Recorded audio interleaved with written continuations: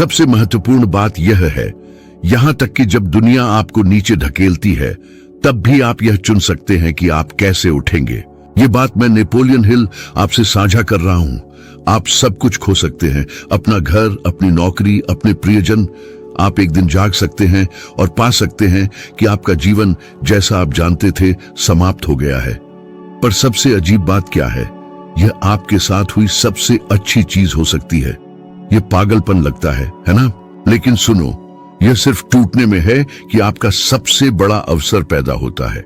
ज्यादातर लोग मानते हैं कि जब सब कुछ गलत हो जाता है तो रुकने का समय है, लेकिन मैंने सीखा पसीने से, नुकसान से, असफलता से कि यहीं से सफलता का सच्चा निर्माण शुरू होता है।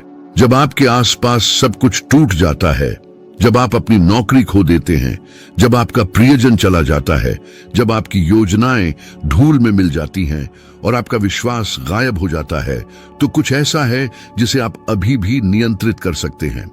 और यही चीज उन लोगों को अलग करती है जो फर्श पर रहने वालों से उठते हैं। अपने दिमाग पर महारत हासिल करना। लेकिन चलिए ईमानदार रहें। जब दिल कुचल दिया जाता है तो स्पष्ट रूप से सोचना मुश्किल होता है। जब पीड़ा आपको अंदर से खा जाती है और सब कुछ आपके खिलाफ साजिश रचता हुआ प्रतीत होता है। मुझे पता है, मैं उस जगह पर रहा हूं। एक समय था जब मेरे विचारों को अनदेखा कर दिया गया, मेरी परियोजनाएं विफल हो गईं और यहां तक कि करीबी लोगों ने मेरी महत्वाकांक्षाओं पर हंसी उड़ाई। और सबसे बुरी बात, मैंने लगभग उन पर विश्वास कर लिया था। मानव मन एक बगीचे की तरह है। जब आपकी जिंदगी में अराजकता हावी हो जाती है, अगर आप अपने विचारों की देखभाल नहीं करते हैं तो खरपतवार तेजी से बढ़ते हैं। डर, संदेह, क्रोध, आत्मदया। और ये खरपतवार उन सभी अच्छी चीजों को दबा देते हैं जो वहां पनप सकती हैं। ज्यादातर लोग मानते हैं कि उन्हें पहले अपने बाहरी जीवन को बेहतर बनाने की जरूरत है ताकि वे अंदर से अच्छा महसूस कर सकें। लेकिन इसके विपरीत है। वास्तविक परिवर्तन अंदर से बाहर की ओर शुरू होता है। यह तब होता है जब आप दर्द के बीच भी इस बात का नियंत्रण लेने का फैसला करते हैं कि आप क्या सोचते हैं। यह आसान नहीं है, लेकिन यह संभव है। क्या आपने कभी खुद को किसी की कठोर बातें बार बार दोहराते हुए पाया है? असफलताओं को इस तरह याद करते हुए जैसे वे लूपिंग में फिल्में हों? क्या आप यह सोचकर उठे हैं कि दिन पिछली हार की पुनरावृत्ति होगी? यह कोई संयोग नहीं है, यह एक मानसिक चक्र है जिसे तोड़ने की जरूरत है। और आप उस चक्र को कैसे तोड़ते हैं? यह एक छोटे लेकिन शक्तिशाली इशारे से शुरू होता है। मौन। बैठो, गहरी सांस लो, बाहरी शोर को बंद करो, अपने शरीर की आवाज सुनो, हवा को अंदर और बाहर आते हुए महसूस करो और फिर किसी ऐसी चीज के बारे में सोचो, सिर्फ एक चीज जिसके लिए आप आभारी हो सकते हैं। यह बचपन की याद हो सकती है, यह सिर्फ जीवित होने का साधारण तथ्य हो सकता है। कृतज्ञता तंत्रिका तंत्र को शांत करती है, यह आंतरिक प्रकाश को फिर से प्रज्वलित करता है। और जब आप अंधेरे में भी एक चिंगारी ढूंढते हैं तो आप अब खो नहीं जाते हैं। इसके बाद अपने शरीर को हिलाओ, अपना चेहरा धो लो, अपना बिस्तर बनाओ। इस तरह कपड़े पहनो जैसे आपकी दुनिया के साथ कोई प्रतिबद्धता हो, भले ही आपके पास न हो। ये सरल क्रियाएं आपको कमान की भावना वापस दिलाती हैं और कमान आपकी गरिमा का पुनर्निर्माण करती है। इसके बाद अपने साथ दयालुता से बात करें, आलोचनाओं को न दोहराएं, हारने वाले विचारों को न पालें। इस तरह बात करें जैसे आप दुख में एक दोस्त से बात करेंगे। कहो, मैं अभी भी यहां हूं, यह अंत नहीं है, यह एक सीख है और मैं जारी रखने के लिए काफी मजबूत हूं।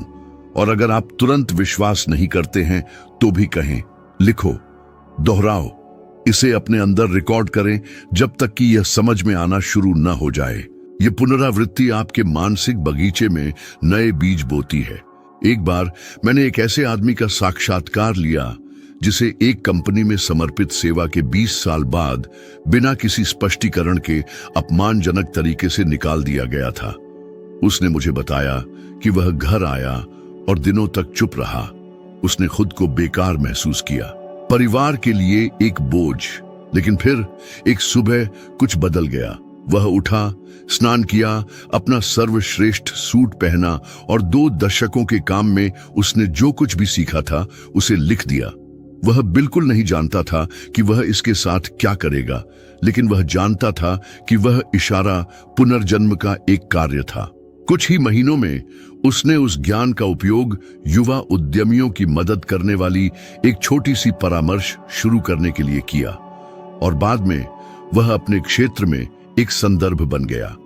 ऐसा इसलिए नहीं हुआ क्योंकि जिंदगी आसान हो गई थी, ऐसा इसलिए हुआ क्योंकि उसने डर को उसके लिए निर्णय लेने से इनकार कर दिया। उसने अपने दिमाग को नियंत्रित किया और इससे सब कुछ बदल गया। आप शायद सोच रहे होंगे, लेकिन अगर मेरे पास बिस्तर से उठने की भी ताकत नहीं है तो क्या होगा? सच्चाई यह है कि आपको ताकत की जरूरत नहीं है, आपको निर्णय की आवश्यकता है। ताकत बाद में आती है। आत्मनियंत्रण के प्रत्येक छोटे कार्य के साथ, प्रत्येक नकारात्मक विचार जिसका आप सामना करते हैं, प्रत्येक सचेत सांस के साथ आप अपने एक हिस्से को पुनः प्राप्त करते हैं। किसी चमत्कार की आवश्यकता नहीं है, केवल एक कदम की आवश्यकता है, और फिर एक और दूसरा। याद रखें, विचार भावनाओं को उत्पन्न करते हैं, भावनाएं क्रियाओं को उत्पन्न करती हैं, क्रियाएं परिणाम उत्पन्न करती हैं। लेकिन सब कुछ इस बात से शुरू होता है कि आप अपने दिमाग में क्या खिलाते हैं। डर और संदेह को खिलाना जहर पीने और ठीक होने की उम्मीद करने जैसा है। दूसरी ओर, दर्द के बीच भी उच्च विचारों को विकसित करना सर्दियों में बीज बोने जैसा है। ऐसा लग सकता है कि कुछ भी पैदा नहीं हो रहा है जब तक कि वसंत नहीं आ जाता, और यह आता है। आपको दुनिया को बदलने की जरूरत नहीं है, न ही आपको आज सब कुछ हल करने की जरूरत है। आपको बस सही चीज करने की जरूरत है जो आपके पास अभी है। आपका दिमाग, इसकी रक्षा करें, इसे शिक्षित करें, इसे निर्देशित करें, और एक दिन जब आप पीछे मुड़कर देखेंगे तो आपको पता चलेगा कि यह वही नियंत्रण था आपके सबसे अंधेरे क्षण में, जिसने आपकी सबसे उज्जवल जीत के लिए मार्ग को प्रज्वलित किया। जब आपने जो कुछ भी बनाया है वह टूटना शुरू हो जाता है, तो ऐसा महसूस होता है कि आप बिना आश्रय, बिना दिशा, बिना मानचित्र के एक तूफान के बीच में हैं। जिस जमीन को पहले ठोस लग रहा था वह अब आपके पैरों के नीचे कांपती है। जिस सड़क का आप इतनी मेहनत से अनुसरण कर रहे थे वह बस गायब हो गई है। उस समय कई लोग जम जाते हैं। वे उस चीज को ठीक करने की कोशिश करते हैं जो पहले से ही टूट चुकी है। वे उस चीज को वापस लाने की कोशिश करते हैं जो पहले ही जा चुकी है। वे उस चीज को वापस लाने पर जोर देते हैं जो समय पहले ही ले चुका है। लेकिन अतीत आदेशों का पालन नहीं करता है, यह वापस नहीं आता है। और जितना अधिक आप इसके खिलाफ लड़ते हैं, उतना ही अधिक आप उस चीज के लिए ऊर्जा खो देते हैं जिसे अभी भी बनाया जा सकता है। जब मैं इससे गुजरा, और मैं एक से अधिक बार गुजरा, मैंने दिनों तक अपनी पुरानी योजनाओं का पुनर्निर्माण करने की कोशिश की। लेकिन मैंने दर्द से पाया कि जो मर गया है उस पर जोर देना एक टूटी हुई नाव को रोने की कोशिश करने जैसा है। आप एक साथ डूबते हैं। यह तभी हुआ जब मैंने अपनी आंखें उठाईं और खुद से पूछा, नया लक्ष्य क्या है? कि कुछ बदल गया। एक लक्ष्य होना जरूरी है, एक नई मंजिल, कुछ ऐसा जो आज आप जो हैं उसके साथ समझ में आए, न कि सिर्फ आप जो थे उसके साथ। क्योंकि सच्चाई यह है कि जब जीवन टूट जाता है तो यह न केवल आपके आसपास की चीजें बदलती हैं, आप भी बदल गए हैं। और कई लोगों की गलती यह है कि वे वापस वही बनने की कोशिश करते हैं जो वे थे, जैसे कि पीड़ा ने अंदर से कुछ भी नहीं बदला है। तो खुद से पूछें, इस दर्द के बीच भी क्या अभी भी मेरा दिल धड़कता है? क्योंकि यही वह चीज है जिसे आपको अभी खोजने की जरूरत है। पुरानी योजना नहीं, 10 साल पहले का सपना नहीं, लेकिन जो अभी भी आप में कंपन करता है, भले ही चोट लगी हो। शायद आपको अभी तक जवाब नहीं पता है, और यह ठीक है। पहला कदम सभी निश्चितताओं का होना नहीं है, पहला कदम पूछने का साहस होना है। मैं ऐसे पुरुषों से मिला हूं जिन्होंने सब कुछ खो दिया, व्यवसाय, प्रतिष्ठा, परिवार, और उन्होंने पीड़ा से सीखी गई बातों के आधार पर नए लक्ष्य निर्धारित करने का फैसला किया। उनमें से एक, उदाहरण के लिए, एक बढ़ई था जिसने कारखानों में वर्षों तक काम करने के बाद अपनी उत्पादन लाइन बंद होते हुए देखी। हफ्तों तक वह चुपचाप और निराशा में डूबा रहा, लेकिन एक ठंडी रात में उसे याद आया कि उसे अपने बच्चों को लकड़ी के साथ काम करना सिखाना कितना पसंद था। इसने एक लौ को प्रज्वलित किया और फिर उसने खुद से पूछा, क्या होगा अगर मैं अन्य युवाओं को यह कौशल सिखा सकूं? अगली सुबह उसने एक सरल योजना लिखना शुरू कर दिया और समय के साथ यह कमजोर किशोरों के लिए एक व्यावसायिक स्कूल बन गया। जो अंत लग रहा था वह एक नया रास्ता निकला। यह क्या सिखाता है कि एक नए लक्ष्य को महान होने की आवश्यकता नहीं है, इसे वास्तविक होने की आवश्यकता है। इसे आपके वर्तमान सत्य से पैदा होने की आवश्यकता है, न कि आपकी आहत गर्व से। आपको यह जानने की जरूरत नहीं है कि आप वहां कैसे पहुंचेंगे। आपको बस यह जानने की जरूरत है कि आप क्यों जाना चाहते हैं। और शायद इस समय आपका दिमाग कह रहा है, लेकिन मैं बहुत थका हुआ हूं, मेरे पास फिर से शुरू करने की ताकत नहीं है। और मैं आपको समझता हूं, असफलता का दर्द हमारी ताकत को सोख लेता है। लेकिन ध्यान से सुनो, आपको एक नया लक्ष्य निर्धारित करने के लिए ताकत की जरूरत नहीं है, आपको ईमानदारी की जरूरत है। आपको अंदर देखने और यह स्वीकार करने की जरूरत है कि वह पुराना रास्ता खत्म हो गया है। यह हार नहीं है, यह परिपक्वता है, यह स्पष्टता है। निम्नलिखित के बारे में सोचें। यह न जानना कि कहां जाना है मनुष्य के सबसे बड़े कष्टों में से एक है। यह जीवित रहने जैसा है, लेकिन बिना किसी दिशा के। और एक नया लक्ष्य अर्थ लौटाता है, भले ही यह दूर हो, भले ही यह असंभव लगे। यह आंतरिक अराजकता को पुनर्गठित करता है। यह एक अदृश्य रेखा बनाता है जो आपके दिनों को फिर से जोड़ती है। और जब आप इसकी दिशा में चलना शुरू करते हैं, भले ही धीरे धीरे, आपके अंदर कुछ मजबूत होता है। लेकिन यहाँ एक बिंदु है जिसके बारे में कुछ लोग बात करते हैं। यह नया लक्ष्य गारंटी के साथ नहीं आएगा, यह रेड कारपेट के साथ नहीं आएगा, न ही तत्काल समर्थन के साथ। अक्सर यह छोटा, शर्मीला, नाजुक दिखाई देगा और आपको इसे संदेह, तुलना, जल्दबाजी से बचाना होगा, क्योंकि यह शुरुआत में यही है, एक बीज। और बीजों को फल देने से पहले देखभाल की आवश्यकता होती है। क्या आपको याद है कि जीवन की दिनचर्या, बिल्लों, मांगों से पहले आपकी आंखें क्या चमकती थीं? इससे फिर से जुड़ने का अभी भी समय है। शायद आपने इसे इसलिए छोड़ दिया क्योंकि आपको लगा कि यह मूर्खता है, या इसलिए कि उन्होंने कहा कि इससे पैसे नहीं मिलते हैं। लेकिन किसने कहा कि हर नए लक्ष्य को एक पेशा होने की आवश्यकता है? कभी कभी यह एक परियोजना, एक उद्देश्य, एक मौन मिशन होता है। कुछ ऐसा चुने जो आपको शांति दे, न कि केवल स्थिति। कुछ ऐसा चुने जो आपको आगे ले जाए, भले ही यह किसी को प्रभावित न करे, क्योंकि यह नया लक्ष्य आपका है। इसे किसी से मान्य होने की आवश्यकता नहीं है। और सबसे महत्वपूर्ण बात, एक नया रास्ता चुनने के लिए जीवन के आसान होने का इंतजार न करें। इसे अभी करें, भ्रम के बीच, गंदगी के बीच। स्पष्टता निर्णय से पहले नहीं आती है, यह पहले कदम के बाद आता है। इसलिए उठो, भले ही चोट लगी हो। कागज और कलम लें, लिखें, मैं जिस जीवन का निर्माण कर रहा हूं उसके साथ मैं कैसा महसूस करना चाहता हूं। जवाब तुरंत नहीं आएगा, लेकिन अगर आप यह प्रश्न अक्सर पूछते हैं तो कुछ गहरा प्रकट होगा। और जब ऐसा होता है तो इसे इस तरह पकड़ें जैसे कि किसी डूबते हुए व्यक्ति को रस्सी फेंकी जा रही हो, क्योंकि यह बिल्कुल यही है। जब सब कुछ टूट गया हो तो एक नया लक्ष्य निर्धारित करना विश्वास का एक कार्य है।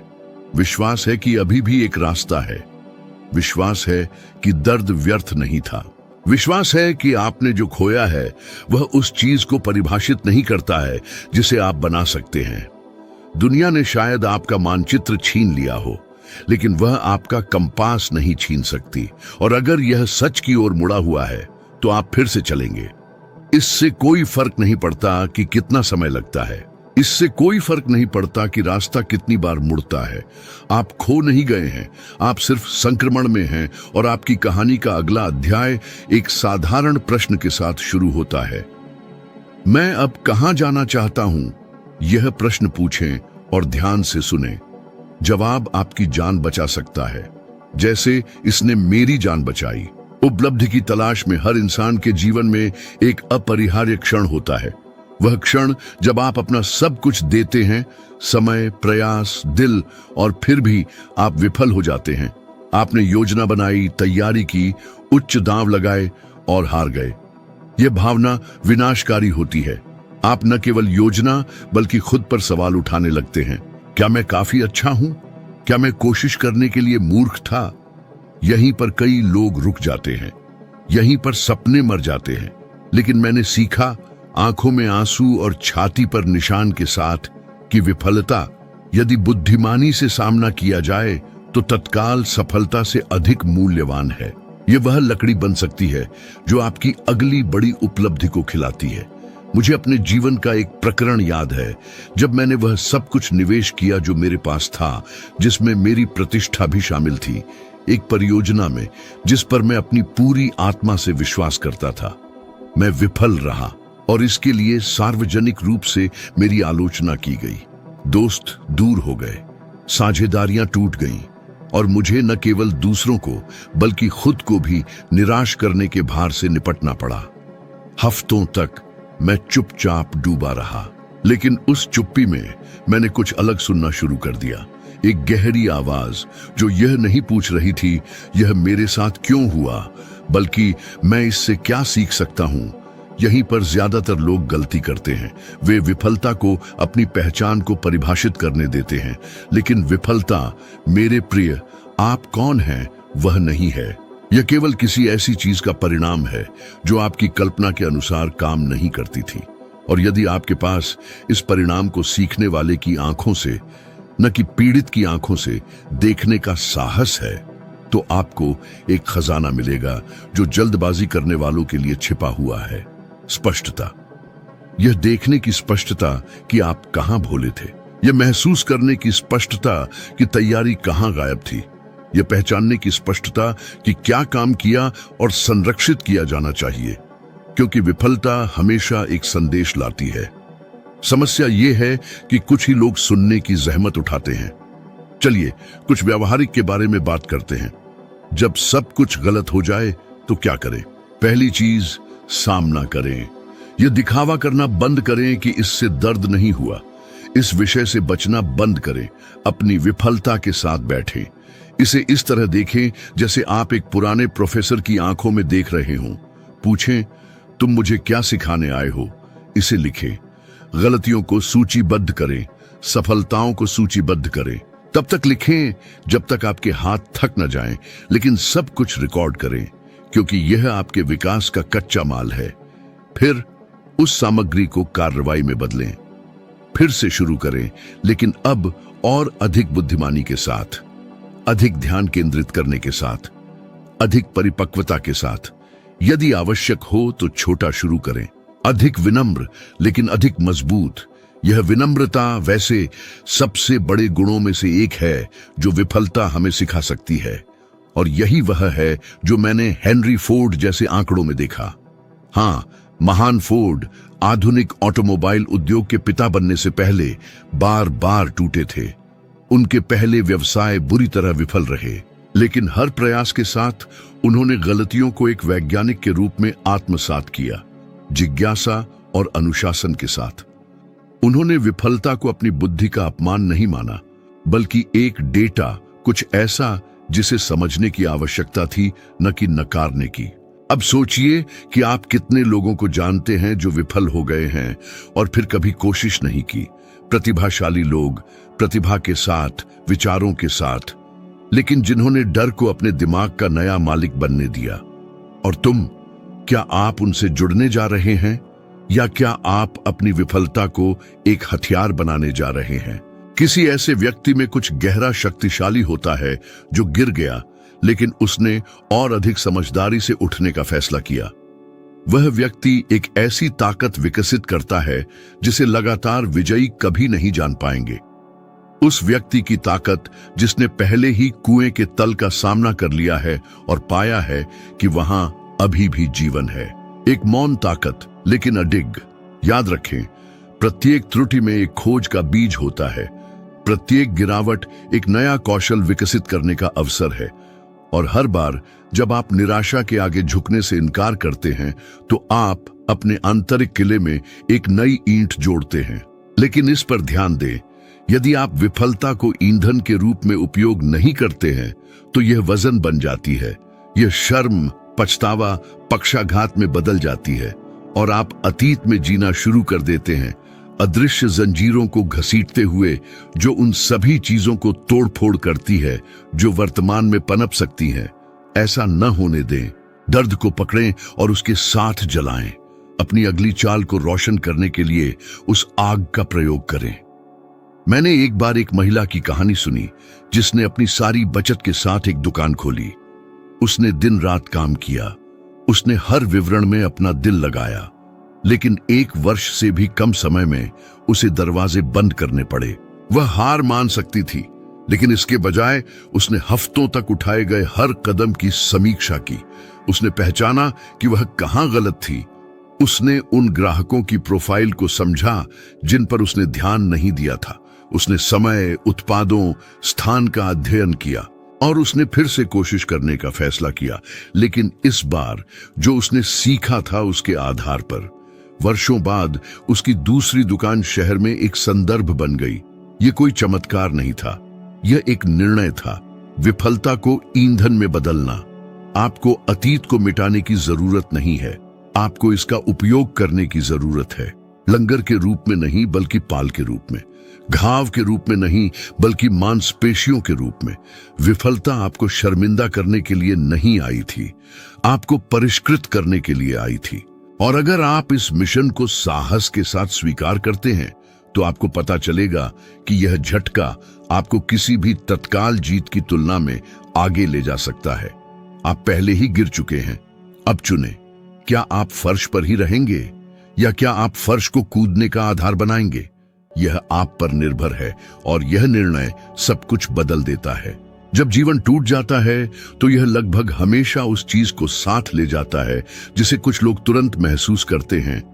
आपकी दिनचर्या, छोटी छोटी चीजें जो पहले आपके दिनों को आकार देती थीं, जल्दी उठना, अपने शरीर की देखभाल करना, चुपचाप चिंतन करना, सरल लक्ष्यों को पूरा करना, सब कुछ छोड़ दिया जाता है।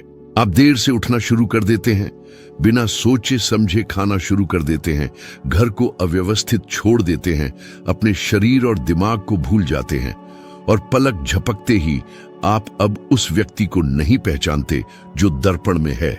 आपकी ऊर्जा गिर जाती है, आपकी प्रेरणा गायब हो जाती है और बाहरी अराजकता आंतरिक अराजकता को प्रतिबिंबित करना शुरू कर देती है। ऐसा मेरे साथ उस दौरान हुआ जब मैंने सार्वजनिक आलोचनाओं और गंभीर वित्तीय नुकसानों का सामना किया। उन दिनों ने मुझे बिना किसी दिशा के छोड़ दिया। मैंने खुद को छत को देखते हुए पूरे दिनों तक बिस्तर से उठने की ऊर्जा के बिना देखा और यहीं पर खतरा है। जब आप अपने आप को विकार में छोड़ देते हैं तो ये आपके जीवन को कमान देना शुरू कर देता है। जो पहले सिर्फ एक कठिन क्षण था वह एक नया पैटर्न बन जाता है और जितना अधिक आप उस राज्य में डूबते हैं उतना ही अधिक आप अपनी वास्तविक ताकत से दूर हो जाते हैं। लेकिन एक पल था जिसने सब कुछ बदल दिया। यह एक रविवार था। मैं अकेला था और हफ्तों में पहली बार मुझे याद आया कि सब कुछ गलत होने से पहले मैं अपने दिनों की शुरुआत कैसे करता था। मुझे याद आया कि मैं हमेशा जल्दी उठता था, अपना चेहरा धोता था, कुछ ऐसा पढ़ता था जो मेरे दिमाग को पोषण देता था, अपने विचारों को लिखता था और चुपचाप उद्देश्य के साथ चलता था। इसने मुझे स्पष्टता दी, इसने मुझे संरचना दी और सबसे बढ़कर इसने मुझे अपने लिए सम्मान दिया। उस सुबह मैंने उन कार्यों में से केवल एक को दोहराने का फैसला किया। मैं उठा और अपना चेहरा ठंडे पानी से धो लिया। एक साधारण इशारा, लेकिन उस क्षण यह ऐसा था जैसे मैं खुद से कह रहा था, मैं अभी भी यहां हूं और मैं अभी भी फिर से शुरू कर सकता हूं। कई लोग कार्रवाई करने के लिए प्रेरणा आने का इंतजार करते हैं, लेकिन सच्चाई यह है कि कार्रवाई प्रेरणा से पहले आती है। आपको शुरू करने के लिए मजबूत महसूस करने की आवश्यकता नहीं है, मजबूत महसूस करने के लिए आपको शुरू करने की आवश्यकता है। अनुशासन कोई सजा नहीं है, न ही कोई कृत्रिम कठोरता। यह अपनी गरिमा के साथ एक मौन समझौता है। यह वही है जो आपको उठाता है जब कुछ और काम नहीं करता है, जब दुनिया आपकी सराहना नहीं करती है, जब कोई आपका इंतजार नहीं करता है, जब सब कुछ व्यर्थ लगता है। यह दिनचर्या, संरचना, निरंतर कार्रवाई है जो आपको खड़ा रखती है। और मैं बड़े बदलावों के बारे में बात नहीं कर रहा हूं। मैं कुछ छोटे, सरल लेकिन लगातार के बारे में बात कर रहा हूं। उसी समय पर जागना, भले ही आपकी कोई प्रतिबद्धता ना हो, खिड़की खोलना और प्रकाश को अंदर आने देना। कुछ मिनटों के लिए बैठकर अपने विचारों को व्यवस्थित करना, भले ही वे अस्त व्यस्त हों। अपनी भौतिक जगह का ख्याल रखना, क्योंकि आपके आसपास का वातावरण सीधे आपके अंदर क्या होता है उसे प्रभावित करता है। मुझे एक आदमी याद है जिससे मैं एक बार मिला था। सालों तक वह एक प्रशंसित पेशेवर थे, अथक कार्यकर्ता। लेकिन एक दिन उसकी कंपनी दिवालिया हो गई। कुछ ही समय में उसने सब कुछ खो दिया, यहां तक कि जारी रखने की इच्छा भी। वह देर तक सोना शुरू कर दिया, खराब खाना खाना शुरू कर दिया, अलग थलग पड़ गया। धीरे धीरे वह खुद के अंदर गायब होने लगा। जब तक एक स्पष्ट क्षण में उसने केवल एक अलग चीज करने का फैसला नहीं किया। सुबह 6 बजे उठना और 15 मिनट तक हर दिन चलना। उसका कोई गंतव्य नहीं था, लेकिन उसकी एक नई लय थी। और समय के साथ उस आदत ने उसके आत्मसम्मान को बचा लिया। उसने फिर से अपनी देखभाल करना शुरू कर दिया। उसने फिर से पढ़ाई करना शुरू कर दिया। उसने दोस्तों को फिर से खोज लिया और बाद में उसने पहले से अधिक चेतना और उद्देश्य के साथ एक नया व्यवसाय बनाया। आपको एक बड़ी योजना की आवश्यकता नहीं है, आपको एक लय की आवश्यकता है, एक निरंतर गति, एक संकेत हर दिन कि आपने खुद को नहीं छोड़ा है। जब सब कुछ खो हुआ लगता है तो अनुशासन ही बाकी है। यह वह नाव है जो आपको किनारे पर वापस ले जाती है, तब भी जब समुद्र अभी भी अशांत है। यह उत्सुक है, लेकिन आपकी दिनचर्या जितनी सरल होगी उतनी ही शक्तिशाली हो जाएगी। जागते ही एक गिलास पानी, एक संक्षिप्त पठन, मौन में एक समय, एक शारीरिक व्यायाम, ध्यान से किया गया कार्य। यह इन छोटे इशारों में है कि आपकी पहचान का पुनर्निर्माण शुरू होता है। और पहचान जब दृढ़ होती है तो नए अवसरों, नए रिश्तों, नए विचारों को आकर्षित करती है, क्योंकि सही लोग और मौके उन लोगों से जुड़ते हैं जिनके पास दिशा होती है और जिनके पास दिनचर्या होती है। भले ही वह बुनियादी हो, उनके पास पहले से ही एक दिशा होती है। इसलिए अगर आज सब कुछ गलत लगता है तो दुनिया को ठीक करने की कोशिश न करें। अपनी सुबह से शुरू करें। अपने घर, अपने शरीर, अपने विचारों में व्यवस्था डालें। आपको आश्चर्य होगा कि ये कार्य आपको कितना कुछ वापस दिलाते हैं जो खोया हुआ प्रतीत होता था। आपकी व्यक्तिगत शक्ति। आप लड़खड़ा सकते हैं, आप गिर सकते हैं, आप सब कुछ भी खो सकते हैं, लेकिन जब तक आपके पास जागने और छोटे दैनिक अनुष्ठानों को पूरा करने की क्षमता है, तब तक आप अभी भी नियंत्रण में हैं। और वह मौन नियंत्रण, दूसरों की आंखों के लिए अदृश्य, आपके पुनर्निर्माण का बीज है। अच्छा बनने के लिए कार्रवाई करने का इंतजार न करें, अच्छा बनने के लिए कार्रवाई करें, और आप देखेंगे कि अनुशासन, जो आज एक बोझ लग सकता है, कल आपकी मुक्ति होगी। यह आपके दर्द और आपके फिर से शुरू होने के बीच का पुल है, और उस पुल पर हर कदम आपको वापस उस व्यक्ति के पास ले जाएगा जिसे आप बनने के लिए पैदा हुए थे।